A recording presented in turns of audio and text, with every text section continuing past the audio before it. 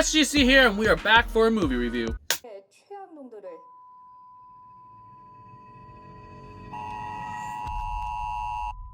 보시는 것처럼 시민 이해상들은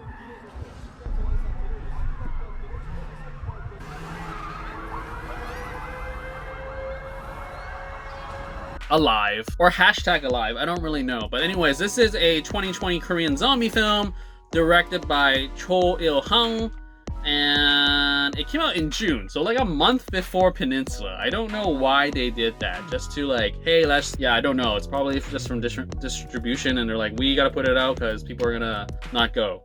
Anyways, this is a zombie film, and it stars Yoo Ah-in and Park Shin-hye, if you know her from Doctors. I watched that a little bit. She's pretty chill. And this is based on a 2019 script alone by Naylor, who co-adapted his script with Cho. It's set during a zombie apocalypse and revolves around a gamer's struggle for survival as he stays home. And then he has to confront some zombies. And that's the entire film. So what did I think? Well, I watched this before Peninsula, and my initial reaction to this film was like, interesting, we are all screwed if we stay at home.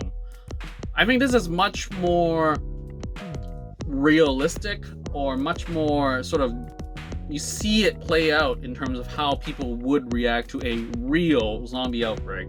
They probably coop up in their home and try to, use whatever they have in their fridge. And hilariously enough, he didn't buy groceries that week when the zombie outbreak happened. So it did remind me of like, maybe I should stock up on emergency goods. PSA right there. So I did like the factor of showing what would happen if you stay at home and you just locked yourself up and you just didn't interact, you didn't know what's going on, and you looked out your window and you see people dying left and right, and that. So I think in that sense, it's fine. My biggest gripe with this film is that it had a very Korean drama vibe to it. It didn't feel very cinematic. The zombiness is inconsistent. Zombie rules are inconsistent. People doing dumb things are generic of zombie films. But these zombies were like, I have a rope in my hand. I'm gonna climb up because I used to be a fireman. Okay, but it's not for a comedic factor. This just happened, and it just happens, and you watch it happen. So I mean, like, it's not like what's that Adam Driver zombie film where it's just like they loved coffee, and when they're a zombie, all they want is coffee. This fireman zombie is not wanting to be a fireman, but for some reason he can retain his fireman aesthetics or athleticism as a zombie and climbs up the side of a building. Now, I sort of wish that this movie was much more on a character-driven drama in a setting of a post-apocalyptic zombie world.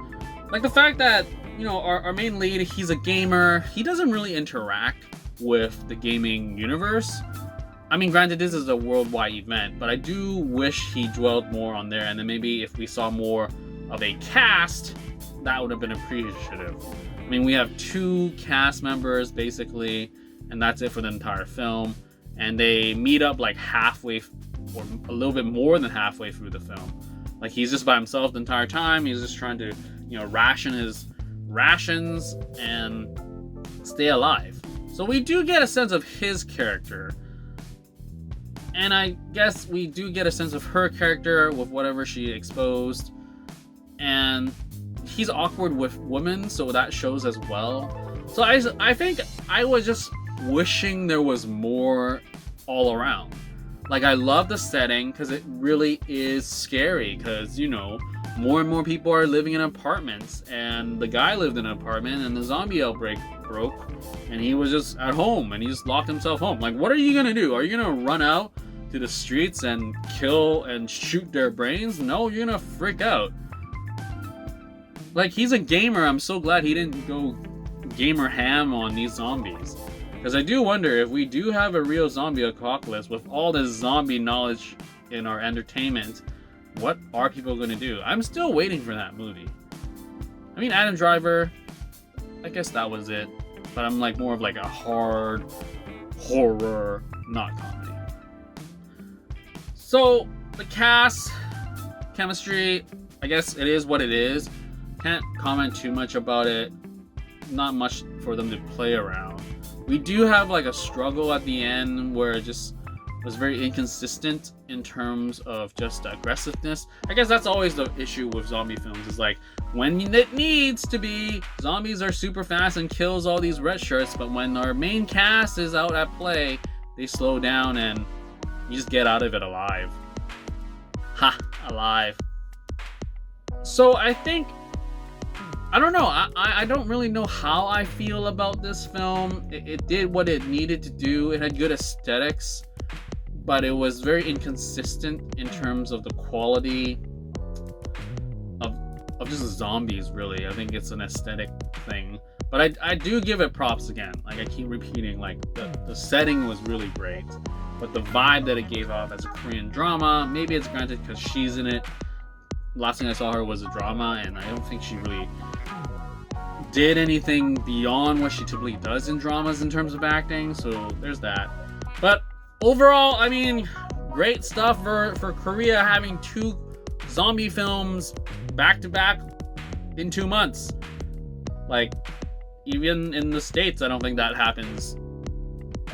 And then I think like Peninsula had a huge, Train to Busan thing behind it, and then Alive we got Park in this movie, so maybe people would just simply watch it because she's in it, and it's different from what I've seen of her, which isn't much. So overall, I think it's another type of zombie film. It did what it needed to do, and I think it's fine for what it is. But is it like, oh my god, drop everything and watch it? Not really.